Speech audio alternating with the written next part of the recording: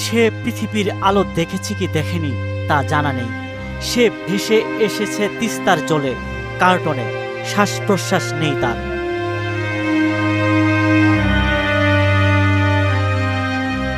21শে August লালমনিরহাটের হাতীবান্ধার পাটিকাপাড়া ইউনিয়নের দক্ষিণ পারুলিয়ায় তিস্তা নদী থেকে উদ্ধার করা হয় একটি মৃত নবজাতক।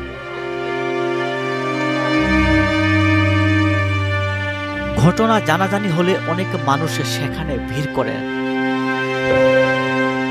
নদী থেকে বাক্সটি তুলে আনার পরের ঘটনার বর্ণনা দিলেন স্থানীয় এই ব্যক্তি।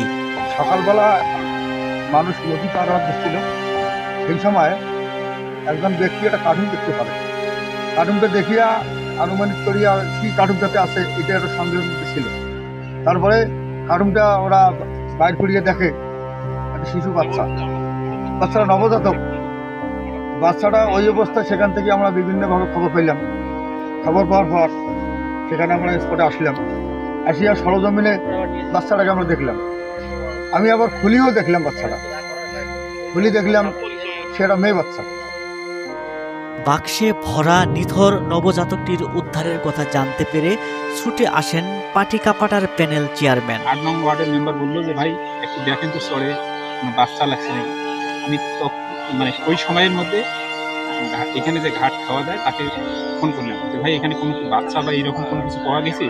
উনি বললো হ্যাঁ পাওয়া গেছে। তারপরে আমি এই ওয়ার্ডের মেম্বারকে পাঠাচ্ছি যে দেখেন তো সত্যতা কতদূর।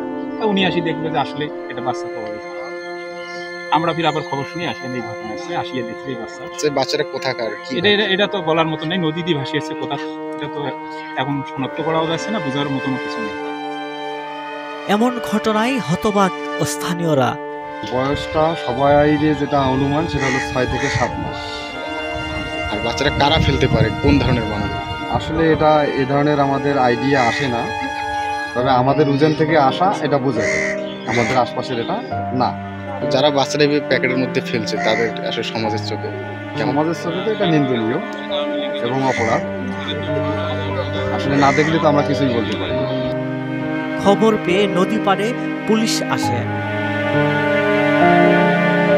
ময়নাতদন্তের জন্য মৃতদেহটি লালমনিরহাট সদর হাসপাতালে পাঠানো হয়েছে। নবজাতকটির এমন পরিণতির জন্য কারা দায়ী সেটি খুঁজে বের করার চেষ্টা করছে পুলিশ।